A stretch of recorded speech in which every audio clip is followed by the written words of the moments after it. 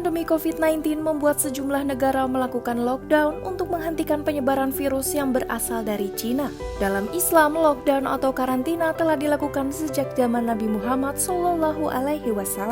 Salah satu artikel dari Newsweek yang ditulis Craig Condisine, seorang profesor dan penulis buku The Humanity of Muhammad: A Christian View, mengatakan jika Nabi Muhammad SAW adalah orang yang pertama memperkenalkan lockdown dan menjaga kebersihan diri dalam kasus pandemi.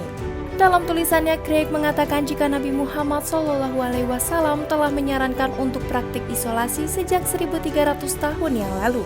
Saat ini, langkah Nabi Muhammad juga disarankan oleh ahli imunologi Anthony Fauci. Menurut Craig, meski Nabi Muhammad SAW bukan ahli penyakit, namun memiliki nasihat yang baik untuk mencegah dan memerangi perkembangan wabah seperti COVID-19. Dalam hadisnya, Nabi Muhammad SAW mengatakan, jika kamu mendengar wabah penyakit di suatu negeri, jangan memasukinya. Tetapi jika wabah itu menyebar di suatu tempat saat kamu berada di dalamnya, jangan tinggalkan tempat itu. Nabi Muhammad SAW juga mengatakan mereka yang memiliki penyakit menular harus dijauhkan dari mereka yang sehat.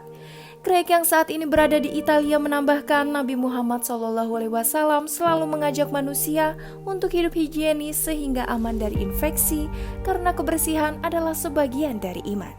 Saat ini banyak masyarakat yang menyarankan berdoa untuk dijauhkan dari virus corona sehingga tidak mematuhi aturan menjaga jarak dan karantina. Craig menjelaskan jika Nabi Muhammad meminta orang untuk mencari bimbingan dalam agama mereka dengan mengambil langkah pencegahan untuk keamanan dan kesejahteraan semua orang.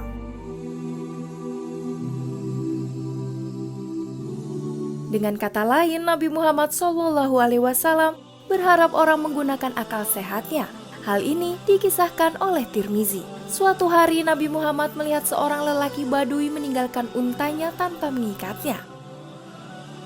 Dia bertanya kepada orang Badui, "Mengapa kamu tidak mengikat untamu?" Orang Badui itu menjawab, "Aku menaruh kepercayaan pada Tuhan."